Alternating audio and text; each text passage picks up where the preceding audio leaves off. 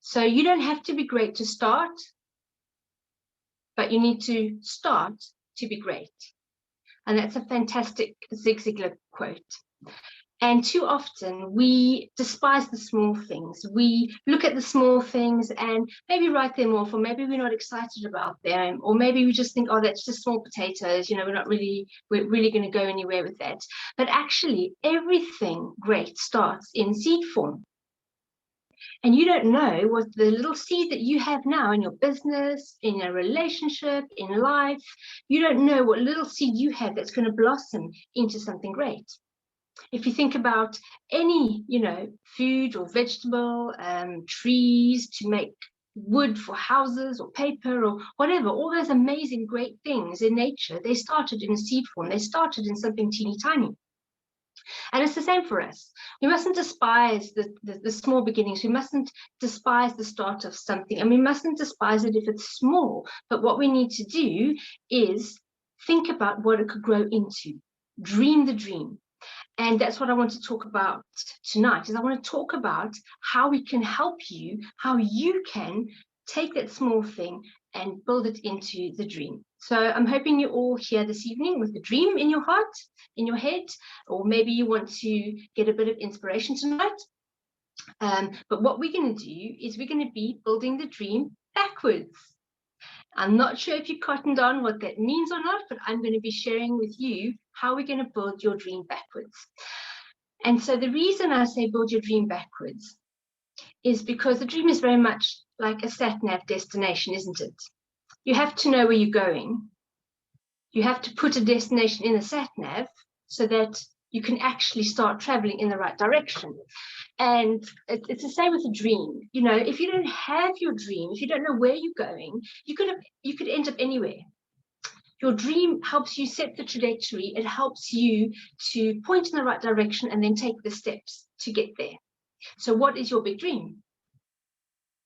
What is it that you think, oh, that's too big, I can't do it, or I wish I could do that, but I don't see how, or that's amazing, but I don't know how to start, don't know how to get there. So I'm going to give you some really cool steps this evening, and I've done an acrostic based on the word dream, because I love little puzzles and acrostics and alliterations and whatever I can do to make a talk a little bit catchy. I like to do that, and so I've come up with something that works with the word dream, which is really cool. I just think it's really fun. So we're going to start with D. So D in dream, guess what it stands for? Design the dream. And we are going to start with your big dream. We're not going to start with where you're at now. We're not going to start with a small seed, even though we know the small seed can grow into the big dream. But we're going to start with the big dream. But you need to be fully immersed in this big dream. You need to be able to see it clearly in full color, 3D. You need to be able to see this big dream. You need to be able to smell anything that's related to this dream. Are there lilies? Can you smell them? Is there hops because you're brewing beer? Are there any smells associated with this big dream? You need to be able to close your eyes and see it in full color 3D and smell it. Are there any textures? You have to engage your senses, all of your senses. Are there any tastes? If I talk to you now about a lemon, I can't remember the exact statistics, but if we have a conversation around a lemon, a lovely fresh yellow lemon, and we squeeze it into a glass of sparkling water, and you can smell the lovely fresh lemon, many of us will start to taste lemon on our tongues. That's how powerful the mind is. Did anyone taste lemon when I spoke about a lemon? I might have had to go on a bit longer to achieve that, but the point is, you need to be that engaged with your big dream that if you can taste and you can smell and you can see and you can hear. Are there any sounds associated with your dream? Is there music, or are there birds chirping, or are there sound of children running around because your dream is to build a particular type of school? Like, think of all the senses involved in your dream. And then get yourself in that headspace where you can actually close your eyes and you can walk around and you can look at the various elements of your dream. My dream is, I mean, people who know me, they know my dream. It's very simple. But my big dream is I want to end up on a farm. I want to have a lovely farmhouse. I want to work from home. I want to have chickens. And I see myself sometimes when I'm thinking about my dream, just sitting on the bench under the weeping willow tree by the pond, just watching the water, the ripples on the water. And in my mind, I know that I have a home office, a lovely stone wall, maybe a little fireplace. And I know that that's where I write, that's where I prepare my talks. And I know that that is something I'm going to be doing well into my grey years. And I am working on my grey already, but well into my grey years. I don't plan to retire, I just plan to slow down. So I like fully engage with my dream. And sometimes I just go there in my head and then I just add a few little details like, oh, maybe this would be nice. But the point is, it's clear. I'm super clear on what the dream is. I've designed it in my head. I've designed it on paper. I've written down the elements that are essentials and those that are nice to have. You know, having an open fire, that's non-negotiable in my farmhouse. And that's the lifestyle I want to live. I want to live that lifestyle now all the way through to my old age. And I want to work and I want to play from that place. And so that's my big dream. And I'm not going to spend the whole time in telling you all the details of my dream, but I want to share with you the details that you need to go into for your dream. Design your dream. Design it in your mind, then write down on paper. Write down somewhere every little detail that you can think of that's important to your dream. And our dreams, they can have little like accessories, or you could have a dream and you could have little other things that you want to bolt onto it, maybe more short-term things. My dream, I'd love to have it tomorrow. Absolutely love it if I could just fall into that, but that's unlikely to happen. So I'm willing to sacrifice a little longer to get there, and I know that there are certain little bolt-ons that I can do along the way to achieve that. So design the dream, big picture, full color, in detail, and then we're going to reverse engineer from that place. So the R in dream is reverse engineer. Start with the big picture and then slowly work backwards. And the way that works is that you need to look at your dream and then start breaking it down. So you've got your big dream. I've got my farmhouse. I'm just going to use this as an example to make it easy to follow. I've got my farmhouse. So what do I need to have in place? Okay, I need to have a certain income or a certain amount of money available. So what do? I write down finance. There's a finance section to reverse engineering, and I do some research and I see how much houses like that are on the market and kind of what area I want to live in and all the sorts of things I need. And I write down, okay, here are the financial goals. This is the best case scenario. And then I reverse engineer. I say, right, I need, let's just say 1.5 million or whatever. And then I reverse engineer it. How much do I have now? Yeah, I leave about 1,499. I'm joking. And then what you need to do is you need to say, right, so between that big goal and where I am now, I need to reverse engineer some reasonable steps. So if I need 1.5 million, what can I have, say, 10 years prior? Or if your dream's a little bit nearer, 1 year. What do I need to have within the year? What do I need to have within the month? What do I need to have within the week? How can I do something towards that today? So you've reverse engineered the financial side of it all the way back to today. And even if today is 0 or minus 0, all the way back today, and then I can start walking forward in those steps because I know where I'm going to end up. So if I've gone from like 500,000 to 1 million to 500,000 to 100,000 to 10,000 to £10 or whatever, from the big dream all the way back, then I know within this time frame to go forward towards the dream. I now need to get that £10. I need to get that 100. I need to get that 1,000, etc., etc. So I'm trying to break it down into really round numbers to make it easy for us. You reverse engineer. You look at other elements. What needs to be in place in your dream? If it's your business, what's the big dream? And then you could reverse engineer, right, I need to have 25 staff members, and now I have 2 or 5. So what's the gap between the 25 and the 5? And then break it down, reverse engineer it. Okay, I need to then move on to 10. I need to move on to 15. I need to move on to 20. And then you can work your way forward once you reverse engineered it. And so there's so many details. Your dreams are also different. And I won't be able to give examples for everything, but I hope it gives you an idea. Start with a big picture and pull it apart and take it apart as much as possible. And then you can start building a plan to move forwards again. In engineering, an example would be that, say, for example, it was a word toaster, right? They would be given a toaster. That's the big dream, metaphorically. They would unpack the toaster, take out every screw, nut, and bolt, every movable piece, lay it out, and then they would have to put it back together one piece at a time to see how it's built. That's reverse engineering in actual engineering terms. I didn't explain it too well, but you get the gist of it. You can do the same with your dream. The more detail, the better. The more detail, the more likely you are to get there and not have too many detours.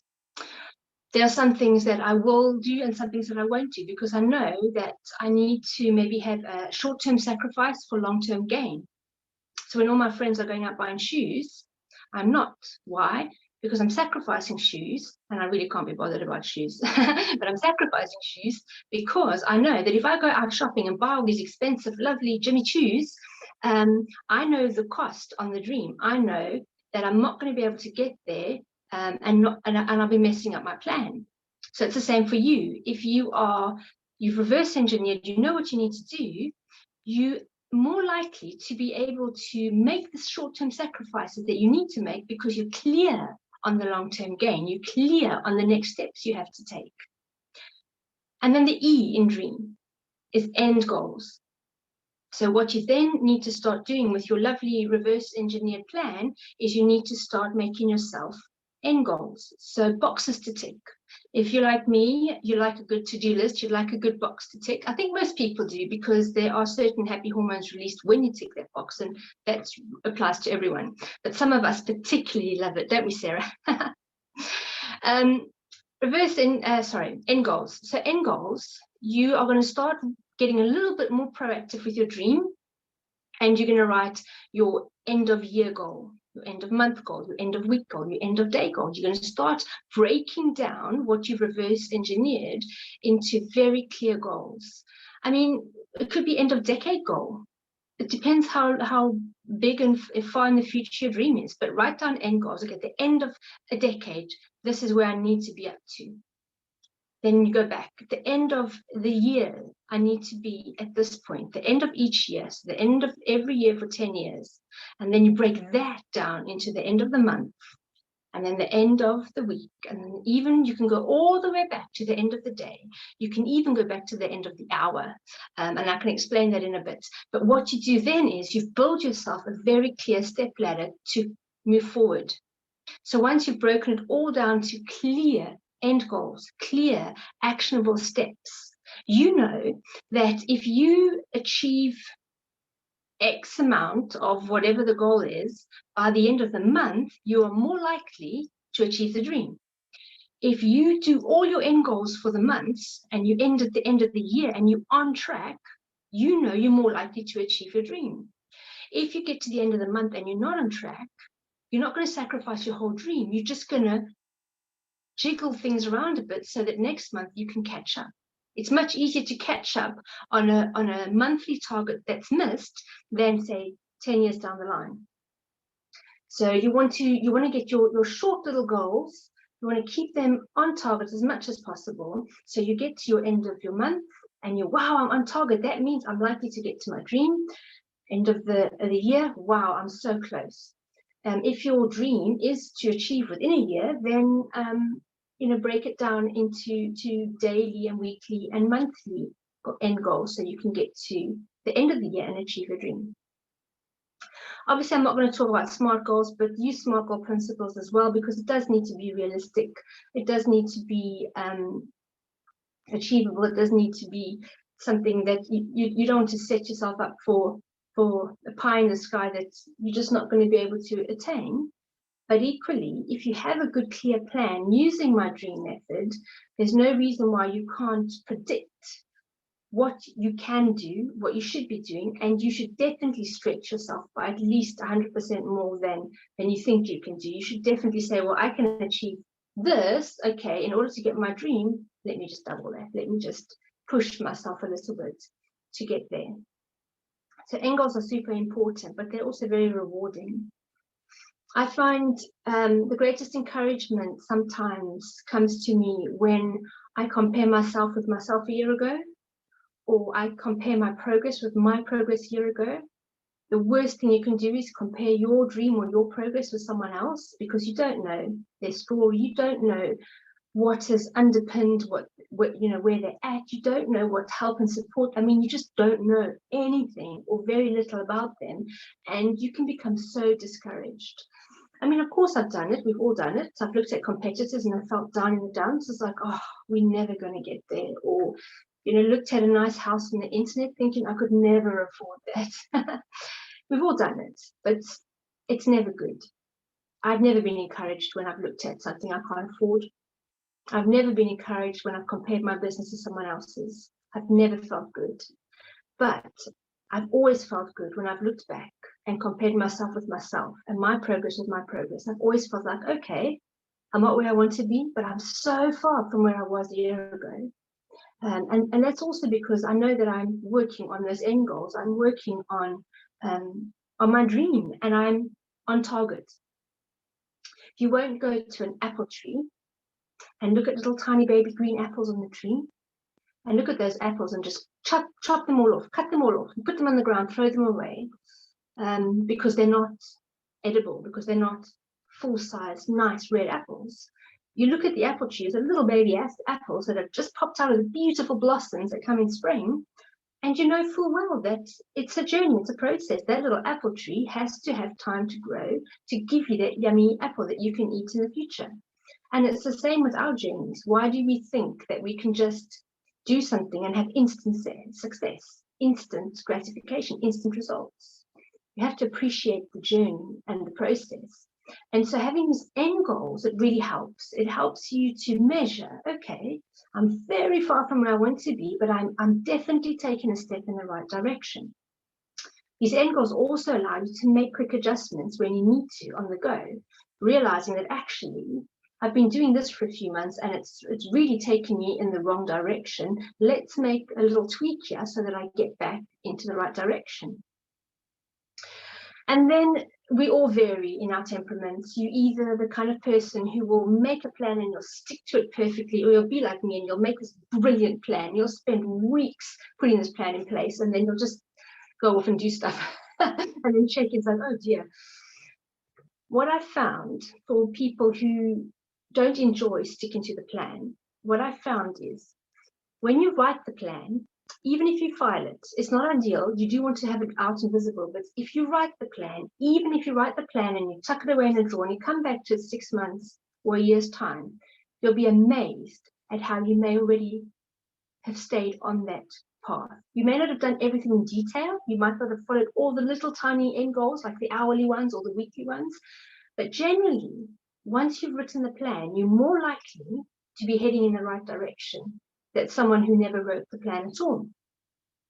So have a go, write down your end goals, write down the most detailed plan you can, spend time in, living in your dream and getting comfortable with what you're dreaming of, and be really clear in it. I've done business and business mentoring with many businesswomen over the years, and some businesswomen, they are just so lovely to be around. They're passionate, they're electric, they've got a great idea, they come for mentoring, we put a plan in place, and it's all looking really, really positive, really, really good. And this time frame is quite accurate as well. Around 6 months, they will change. They will have another new big dream. And they will be so excited, and then we get together, we put another action plan together, and we invest some more money, not my money because I know where it's going. They invest more money, and it's the sort of businesswomen who love the idea stage. It's like somebody who loves the beginning of a relationship stage, that honeymoon stage where all your hormones are fluttering all over the place and everything feels magical. The beginning of a relationship is just magical. You don't see the person's faults, you don't see the problems, you're just on this like hormonal high. And you get businesswomen like that are exactly the same in business. They're totally like in love with the new beginning and the start, and then as soon as it becomes hard, or as soon as something doesn't go according to plan, they change again and they're off to the next relationship. And so some people will struggle with this, but if you've got your big dream, be sure that that's a dream that you're willing to, in good times and in bad times, in sickness and in health, make sure that that dream is something that's big enough and exciting enough and comes from deep inside of you, that you won't quit when you hit a wall. Because the problem with this business women who keep starting with their new, wonderful, exciting ideas is that they keep going back to start at year one, hour one, minute one. And something I always say, and I always say to myself as well to encourage myself, is that the average overnight success takes about 20 years. So it's a bit of a joke, but it's true, you know. If you want to have something and do something really great, it's going to take you about 10 to 20 years. So is your big dream, the one that we're talking about tonight, is your big dream something that you can stick with for 20 years? Can you see yourself? And changing that mindset in my business, changing that mindset, and I haven't even shared the dream of my business with you, but that's a whole nother story. But in terms of the business, when I've been discouraged, or when I've wanted to quit, or when I found it hard, I said to myself, well, you're already like 8 years or 9 years into the 20 years. Giving up now would be ridiculous. Look how far you come. And if you start again, you're starting at day one, year one. And sometimes that's the only thing that keeps me going, is thinking I can't throw away 9 years of doing this. I've come so far. And then I'm going to have my 10-year anniversary. This year, actually, this October is our 10th Women's Business Conference anniversary. So that's our 10th anniversary. It's very exciting. And just imagine if I gave up at year 5 because I wanted to, and year 6 because I wanted to, and it was hard.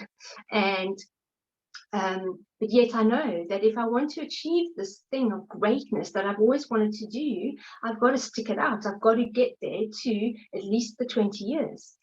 And so that's really, really important, that as you making your end goals in your dream, that you're having a long-term mindset, and that you are willing to make the short-term sacrifices for the long-term gain.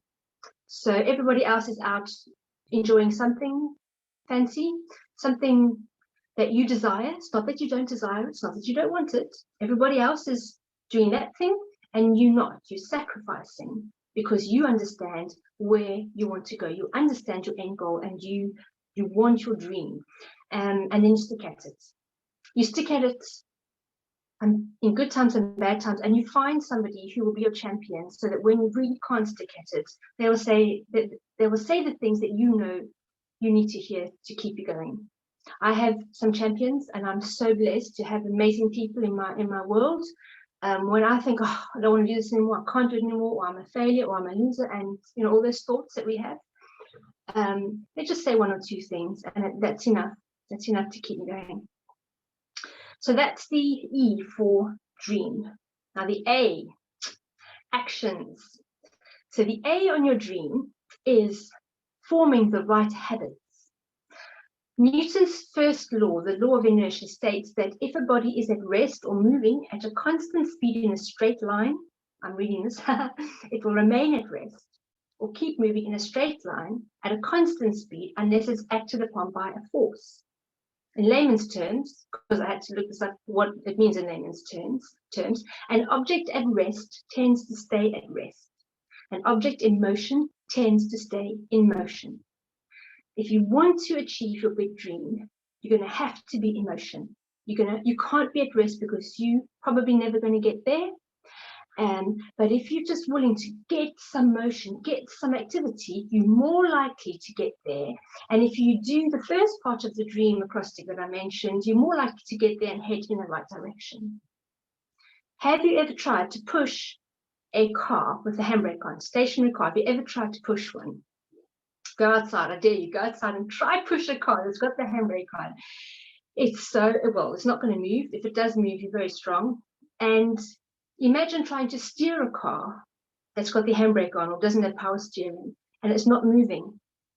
It's much easier to steer a car that's already moving. If you steer a car that's not moving, you're going to struggle to get that steering wheel going. And it's the same, you know, with the law of inertia, with the law of motion. If we just get moving, other things will fall into place. And the action is key to you having your dream. And start small. Don't despise the small things. So just around COVID, when COVID hit, I decided I need to work on my fitness, on my health. I let myself go quite a bit, and I was really disappointed in myself, and I thought, no, I've got to sort this out. And so I started doing couch to 5K. And I did couch to 5K, got to the end, even tried to get a little bit further to 6K. Loved it. I loved it. And there were a few points, you know, where it was a bit hard and I had to push through, but I got there and I absolutely loved it. And then I think, I don't know when, just before Christmas last year, maybe October time, I got COVID and I got a bit ill, stopped running. And then Christmas time came and I didn't run. And before you know, it's January. And I'm like, you know what? I don't think I could run around the block anymore. I just totally lost everything I gained. And it's been incredibly hard this time around. It's been incredibly hard to try and get back into it, much harder than the first time I did it. And I think the thing that I've been telling myself is just do it once. Just put, even if I just put my gym clothes on, I already feel like I can do it. And the very final part of this dream acrostic is M, and that's mindset, right? If I can just think, visualize, see myself running, and remember how good it felt, then I'm more likely to get my gym clothes on. And when I got my gym clothes on, I'm more likely to actually go out and have a run. And so I did the first one the other day. I took myself right back to the beginning of couch to 5K. I thought, you know what, I'd rather do a little bit regularly than push myself and just not do it again. And it's the same for you. So that's a small example. That's just a fitness example. It's the same with healthy eating. If you want to, improve your diet, if you don't get some motion, some activity, you're never going to achieve the health goals that you want. A little bit of activity, make one small change. Swap out crisps for a salad or something else that you like picking on. Swap out sunflower oil for olive oil. Just small changes. Swap out sugary drinks for water.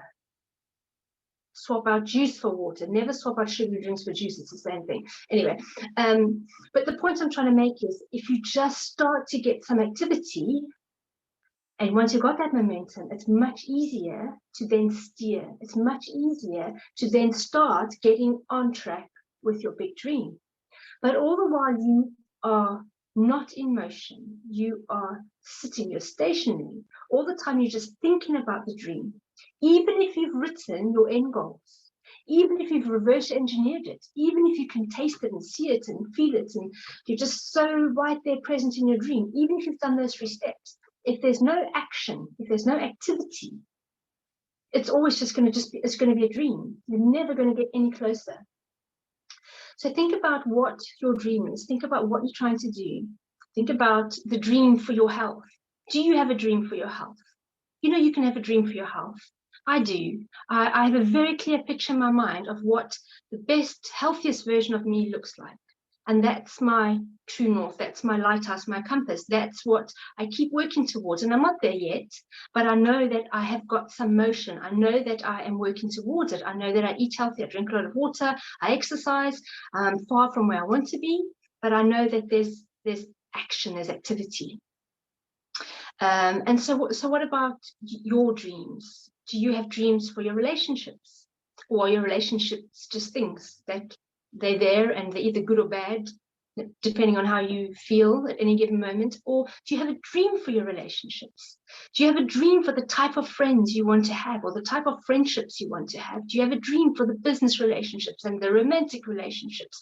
Do you have a dream for the people that you want to spend time with? Do you see this? Or is it just something that happens? Because with all dreams, it's going to take people. With all dreams, you're not going to get to your big dream if you don't have the right people around you.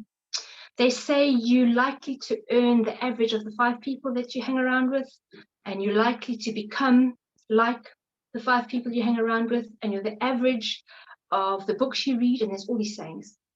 So do you have a picture of the people, of your relationships? Are you investing in your friendships? Are you building these amazing friendships? Because you will need them.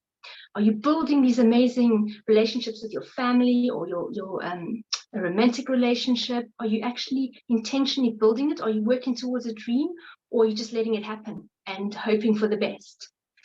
Again, your relationships, if there's no activity, if there's no, okay, you don't have to do a spreadsheet for your relationships and put all your end goals and your financial things necessarily, but the principles still apply.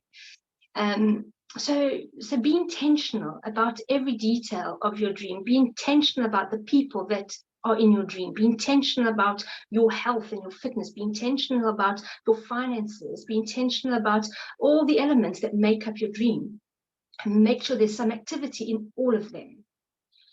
If there's activity in just one area, so it's hard to demonstrate, I'll try to talk through an illustration. Say I had 5 people standing next to each other holding hands, and one of them represented health, and another relationships, and another finance, and another something else. I had 5 people representing 5 different areas of your life. They were holding hands, and you saw the career one take a step forward. And then you saw the relationship one take a step forward. And then you saw the career one take 4 steps forward. You know what's going to happen. The hands will not be able to hold anymore, and they will break. And so if we're not building every element of our life when we're building our dream, one element of our life could snap away from the rest, and the whole thing falls apart. And so let's be intentional about every element of our life and be active. Just little steps, little steps. Are you working on your health? Take little steps towards your health. Take little steps towards building healthier relationships. Take little steps towards building healthier finances. Take little steps towards building your business or your career. And before you know it, your whole life together, tight, is moving forward, closer to the dream. And then, as I said, the final one is mindset. It starts with your thoughts. And this is a topic that I'm so passionate about. I could keep you all night talking about it, but I won't. I promise to wrap it up soon. Your mindset, your thoughts. Like I said, when I was struggling to get myself back into gear with the running, I knew that it started in my mind. I knew that it wasn't a physical problem. I knew that it wasn't a weather problem. I knew it was a mindset problem. And if I could sort my mind out, if I could get my mind back in gear, I knew that the running would come quite easily. But the biggest battle was for me to get my mind into gear and say, right, I'm a runner. I enjoy running. I enjoy the feelings of what happens when I run, the endorphins that are released. I enjoy the results. I enjoy the health benefits. And so I had to keep telling myself and talking about it. But the key for me with the running was to close my eyes and see myself running. See it, just see it. And I tell you, when I did that, I wanted to go run. I wanted to, because the brain, your thoughts, your mind, it doesn't distinguish between what's really happening and what you're thinking. And that's why your dreams feel so real. And so if you keep thinking about running, your body's already getting into, let's go running. And it's so much easier to do. If you're struggling with sorting out your eating habits, it's because you're probably thinking about the food you want to eat. And so you're feeding your mind. Therefore, the activity is going to be eating the food you want to eat. And the rest of the dream's not going to work. So change the thought to change your cravings. Change your thoughts. If you start thinking about chocolate, refuse to dwell on that. Think about something. Think about raisins, maybe, because that's still sugary, to give you that sugar boost. Or think about a nice crisp apple. Like, start in your mind. And before you know it, you won't even think about chocolate. You'll just think about those yummy other foods that are good for your body. Also, the battles in our mind, as you know, there's imposter syndrome, there's FOMO, there's all these things that we face. Self-doubt, lack of confidence, it all starts in the mind. It's all about the thoughts that you think.